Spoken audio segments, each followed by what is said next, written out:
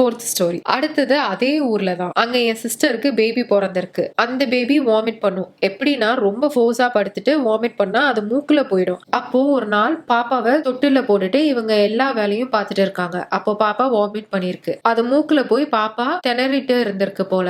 யாரோ பாப்பா இறக்கி ஒரு மேட் விரிச்சு பில்லோ வச்சு படுக்க வச்சுட்டு போயிருக்காங்க. இவங்க என்ன சவுண்டுன்னு வந்து பார்த்திருக்காங்க.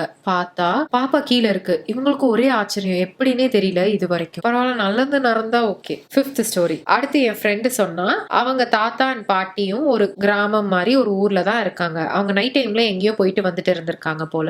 அப்போ ஒருத்தர் வந்து என் மோதிரத்துல உள்ள ஒரு ஸ்டோனை காணும்னு தேடிட்டு இருந்தாராமா. போய் அவங்கள்ட்ட கேட்டாராம். அவங்க எனக்கு தெரியாதுன்னு சொல்லிட்டாங்களாம். ஏன்னா அவர் பேயாம். மோதிரம் தொலைஞ்சிருச்சு, தேடுனா ஓகே, ஆனா ரிங்ல உள்ள ஸ்டோன் எவ்வளவு குட்டி, அங்க போய் எப்படி தேடுவாங்க, அதுவும் நைட் டைம்ல. ஸ்டோன் தேடி பயந்துட்டேன்.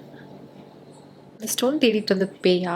6th ஒன் என்னோடது. என் பிரதருக்கு பர்த்டே. அப்போ நான் என் பிரதர் 2 கசன் மொட்டை மாடியில இருந்தோம். அப்ப கேஷுவலா பேசிட்டு இருந்தோம். அப்ப நான் ஒரு பேய் மாதிரி ஒரு உருவம் என் கேட் பக்கத்துல இருந்துச்சு. நான் பாத்துட்டேன். சரி, நான் அமைதியா பார்க்காத மாதிரியே இருந்து அப்புறமா என் பிரதர் பாத்துட்டான் போல. நான் கீழே போறேன்னு செமையா அழுதுட்டான். எப்படின்னா குத்த வச்சு உட்கார்ந்துட்டு இருந்துச்சு. அம்மாடி, என் லைஃப்ல கோஸ்ட் எக்ஸ்பீரியன்ஸ்னா அதான். குத்த வச்சுட்டு இருந்ததெல்லாம் கொஞ்சம் பயமா தான்ப்பா இருக்கு.